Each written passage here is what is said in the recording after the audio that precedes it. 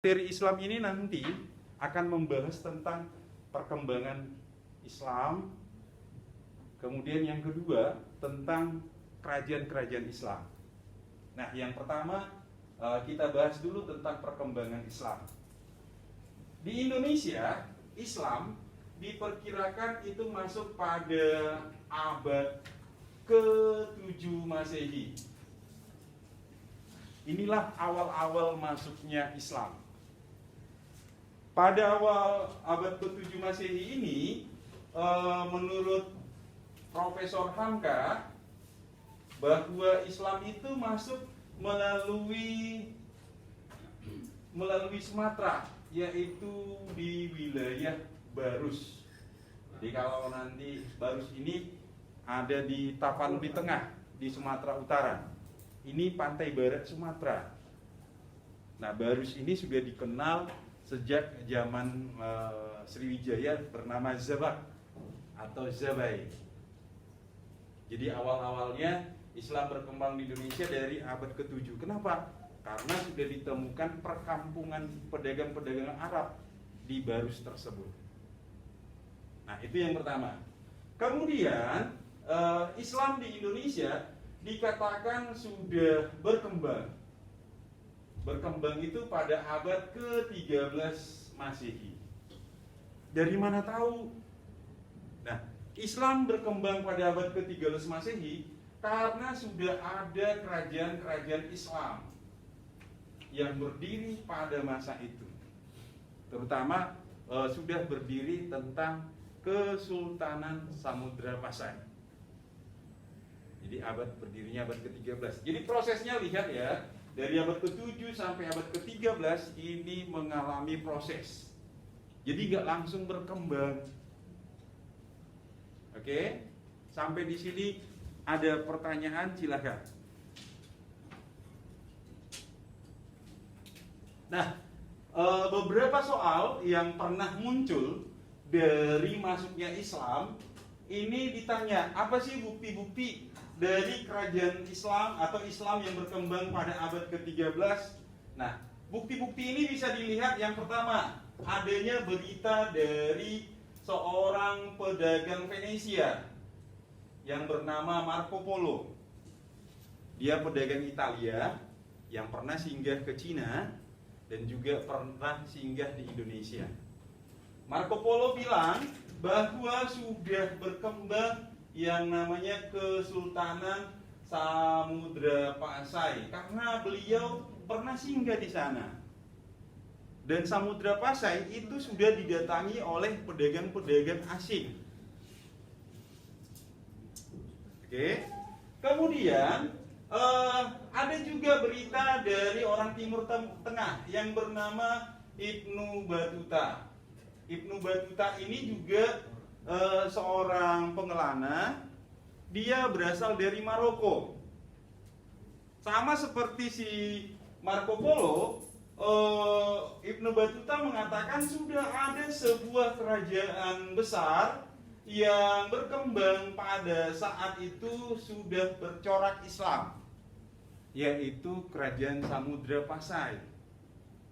Jadi sama-sama menjelaskan bahwa sudah berkembang kerajaan Islam pada masa itu. Kemudian ada juga berita dari Cina. Seorang juru tulis Laksamana Cheng-ho yang bernama Ma Huan. Jadi Ma Huan ini adalah seorang dari Tiongkok sana. Dia mengikuti Laksamana Cheng-ho sewaktu melakukan ekspedisi diplomasi, ya, ke Nusantara.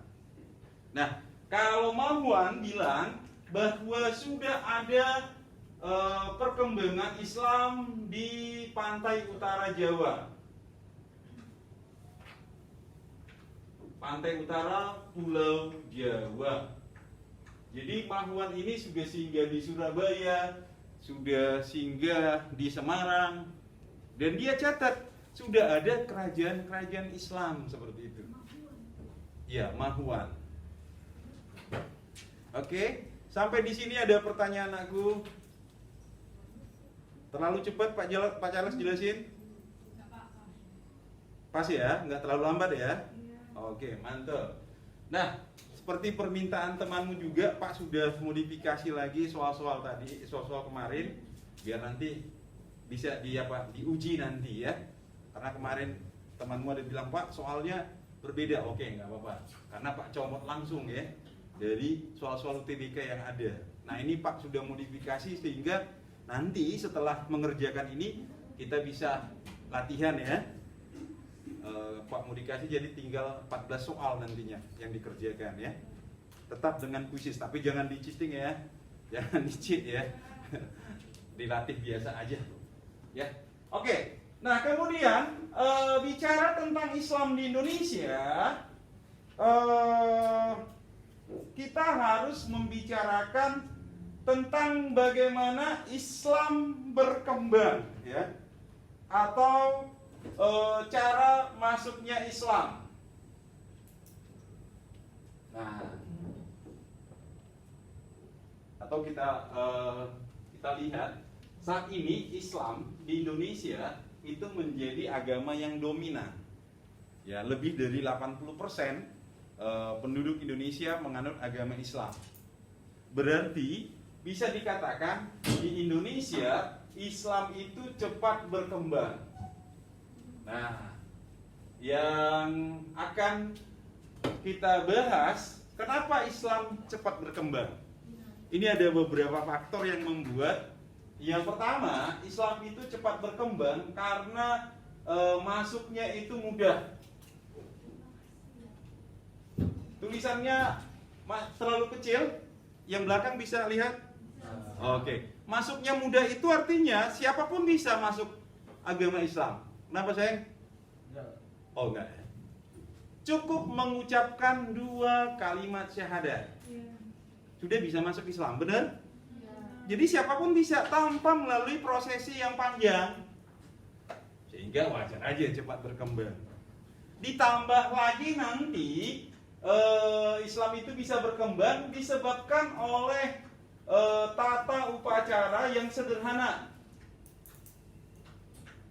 Maaf kata anakku ya, ini dibanding dengan agama sebelumnya, agama Hindu-Buddha.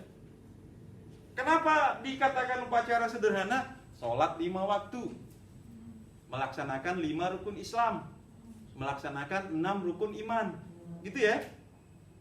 Nah, jadi semua orang bisa melakukannya kecuali yang terakhir, 5 rukun Islam yang terakhir. Naik haji bila mampu, gitu ya. Ada kata-kata bila mampu, seperti itu. Jadi siapapun bisa ya. Ini juga menyebabkan Islam cepat berkembang. Juga disebabkan oleh Islam itu berkembang karena tidak mengenal kasta. Tidak ada pembagian golongan. Bahkan dalam agama Islam sesama muslim itu adalah bersaudara. Tidak ada tingkatan seperti agama yang lain. Maaf, kita tidak memperbandingkan dengan agama lain, tapi hanya membahas kenapa Islam cepat berkembang. Gitu ya. Oke. Kemudian Islam bisa berkembang secara cepat ini karena disebut dengan pengaruh kerajaan Hindu-Buddha. Pengaruh Hindu-Buddha ini semakin menurun. Nah, semakin menurun itu ditandai nanti sewaktu runtuhnya kerajaan Majapahit. Jadi biasa itu naik turun surut pasangnya sebuah masa itu akan kelihatan. Kan pernah dengar ya? Setiap masa ada orangnya, benar? Setiap orang ada masanya. Itu berlaku juga. Jadi pasang surut itu hal yang biasa yang kita jalani. Kemudian Islam berkembang itu juga disebabkan oleh faktor masuknya itu secara damai. Nah, kenapa secara damai? Agama Islam yang pertama berkembang melalui perdagangan, benar? Ya. Terbukti nanti karena melalui perdagangan, maka daerah-daerah pesisir yang lebih dulu nanti berkembang agama Islamnya, Demak, Samudra Pasai, itu adalah daerah-daerah yang berada di pesisir pantai. Banten.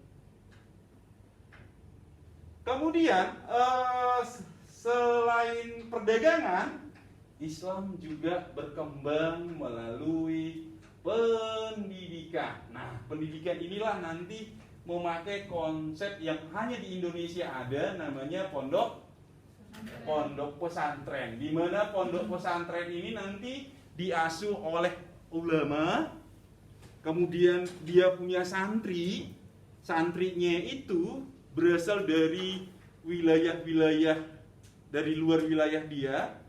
Kemudian santri itu setelah menamatkan pendidikannya akan kembali ke wilayah tempat dia dan kemudian membuka pondok pesantren baru lagi.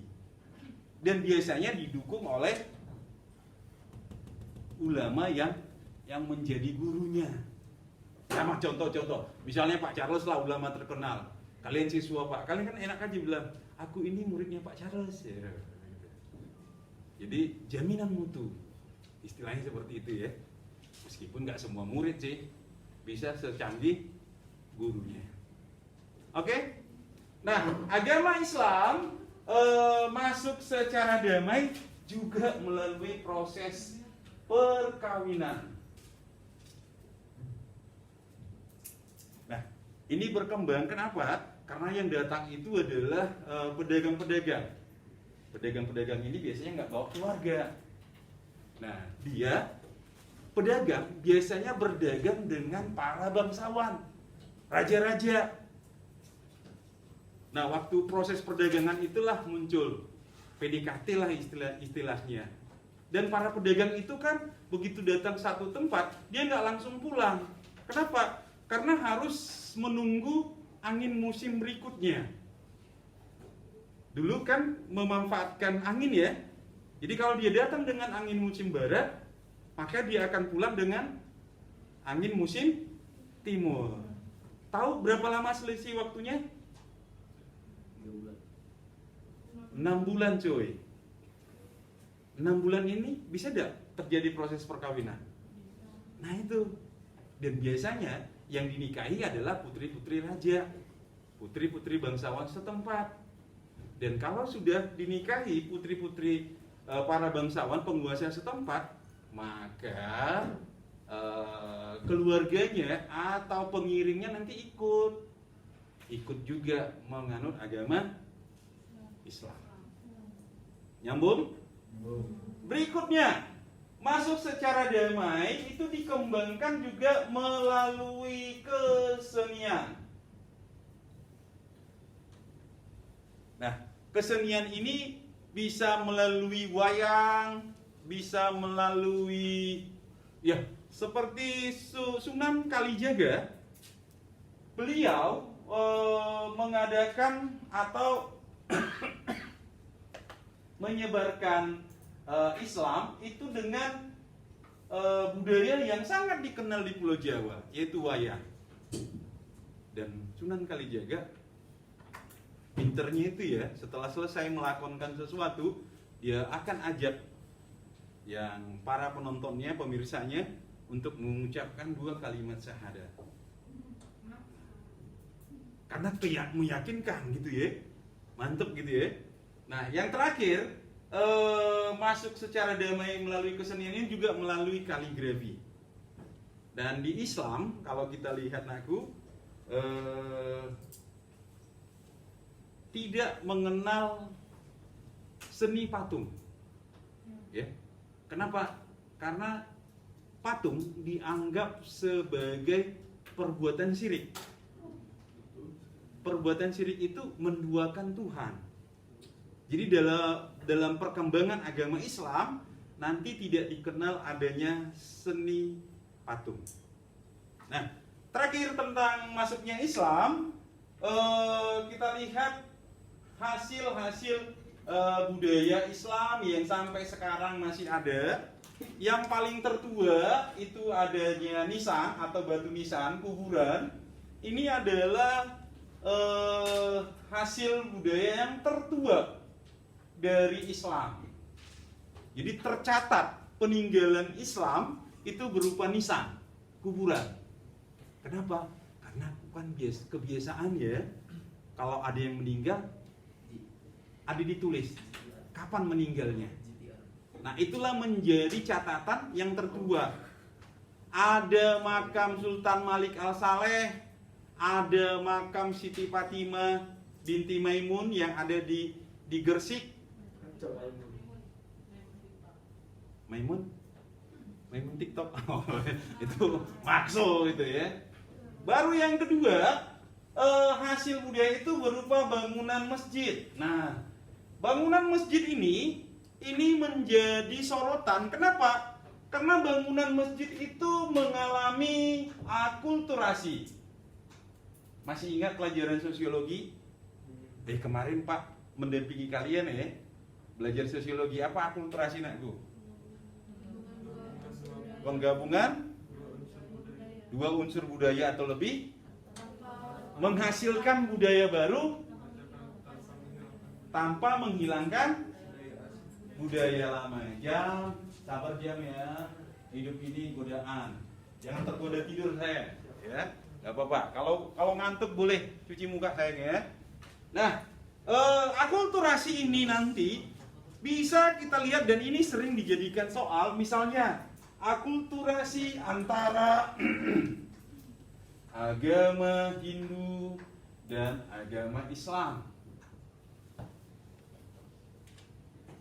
Inilah yang didapat nanti di Masjid Kudus. Kelihatan. Karena Pak, bangunan masjidnya seperti bangunan seperti pura ya.